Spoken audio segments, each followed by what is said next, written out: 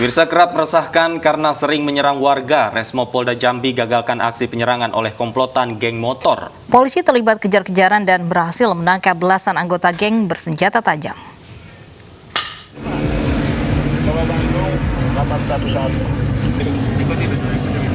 Agar apa nambah untuk rombongan geng motor. Inilah aksi kejar-kejaran anggota Resmo Polda Jambi dengan sekelompok geng motor yang diduga akan menyerang Kampung Manggis, Kelurahan Cempaka Putih, Kecamatan Jelutung, Kota Jambi. Setelah terlibat aksi kejar-kejaran, polisi berhasil menangkap belasan orang anggota geng motor yang kerap meresahkan warga. Kelompok geng motor yang terkenal sadis dan tak segan-segan melukai korbannya ini tak bisa berkutik setelah polisi mengepung lokasi yang digunakan geng motor untuk melarikan diri. Selain menangkap belasan anggota komplotan geng motor yang rata-rata masih di bawah umur, polisi juga menyita barang bukti berupa senjata tajam dan beberapa unit sepeda motor. Menggagalkan aksi penyerangan ke Kampung Manggis yang dilakukan oleh sekelompok pemuda. Kita masih dalami mereka semua berasal dari mana. Kami berhasil mengamankan sebanyak 12 orang. Kemudian senjata tajam. Untuk sementara kita duga mereka lah yang selama ini melakukan aksi-aksi kekerasan di Kota Jambi ini. Dan belasan anggota geng motor beserta barang bukti langsung dibawa ke Polda Jambi untuk proses penyelidikan lebih lanjut. Dari Kota Jambi, Adrianus Susandra, iNews melaporkan. Sepasang kekasih ditangkap karena membegal dan membunuh seorang remaja untuk merampas sepeda motornya di Medan, Sumatera Utara. Bersama satu pelaku lain, pasangan tersebut menghabisi korbannya dengan cara yang sadis. Korban dijebak oleh pelaku wanita melalui media sosial.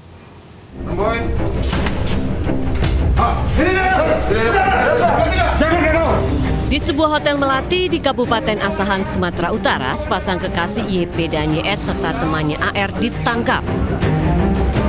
Ketiganya menjadi buronan polisi setelah membegal dan membunuh Reval Fahrudin di kawasan Sunggal, Kabupaten Deli Serdang beberapa hari lalu. Komplotan ini menggunakan media sosial untuk menjebak korbannya.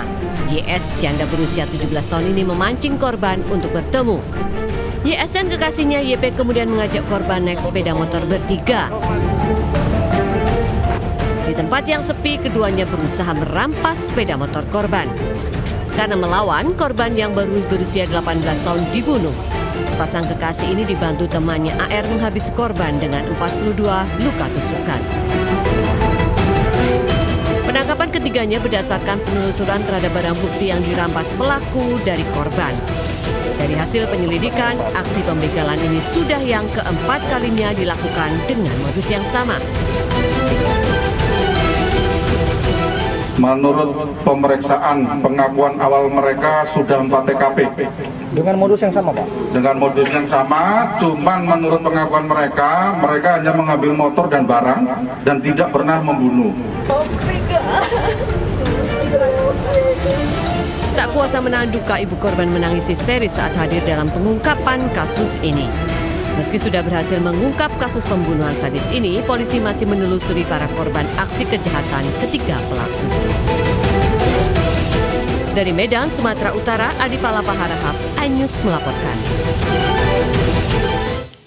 Pemirsa, Polda Metro Jaya merilis penangkapan begal anggota marinir saat bersepeda di depan kantor Kementerian Pertahanan Jakarta Pusat. Dalam rekaman kamera pengawas, pelaku menjamret barang korban hingga jatuh dan terluka. Pelaku yang tertangkap berjumlah 2 orang. Kedua pelaku merupakan warga Senen, Jakarta Pusat. Para pelaku begal pesepeda ini memiliki modus mencari para pesepeda yang sendirian sebelum menjalankan aksinya. Polisi juga menyita sejumlah barang bukti seperti telepon genggam, pakaian yang digunakan pelaku, serta helm. Dalam sepekan, Polda Metro Jaya juga telah mengamankan 12 tersangka dari 4 kasus begal pesepeda. Kami terus melakukan pengejaran kepada pelaku dengan korban yaitu anggota marinir ya. Nah, untuk pelaku ini sudah kami tangkap ya, Nah, kalau kita lihat mungkin selama ini cukup viral ya, hampir setiap hari muncul kejadian saat begal terhadap korban yaitu anggota marinir, beberapa kali muncul di media, dan ini alhamdulillah berhasil kita tangkap pelakunya. Aparat gabungan TNI Polri, Dinas Perhubungan dan Satpol PP menjaga ketertiban masyarakat yang berolahraga di kawasan Bundaran HI Jakarta Pusat serta menjaga keamanan pesepeda dari aksi begal. Demi menjaga ketertiban masyarakat berolahraga di hari Minggu pagi, aparat gabungan TNI, Polri, Dinas Perhubungan dan Satpol PP melakukan penjagaan guna memastikan masyarakat berolahraga khususnya pesepeda tertib pada jalurnya. Selain itu, di tengah maraknya aksi begal, aparat gabungan juga menjaga kenyamanan dan keamanan pesepeda agar tetap aman selama melakukan aktivitas berolahraga.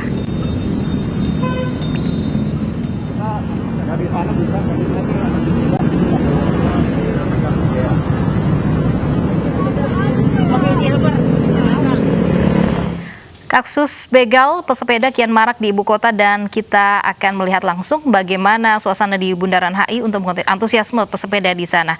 Ya, Gaby, bagaimana antusiasme pesepeda pada Minggu hari ini?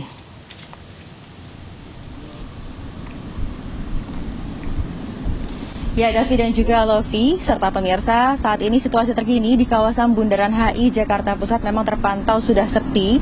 Tidak ada lagi masyarakat yang berolahraga di kawasan Bundaran HI mengingat saat ini hari sudah semakin siang. Namun meski begitu, dari hasil pantauan tim di lapangan pada pagi hari tadi hingga sekitar pukul 9, masyarakat ibu kota masih banyak yang berolahraga di kawasan Bundaran HI. Dan tadi juga sempat ada pengamanan dari aparat gabungan TNI, Polri, Dishub, Satpol PP untuk menjaga ketertiban masyarakat saat berolahraga. Dan tadi juga masyarakat ibu kota juga masih banyak yang memilih untuk berolahraga sepeda, meskipun beberapa waktu belakangan ini sempat ada, maksud kami banyak kasus begal sepeda yang bermunculan.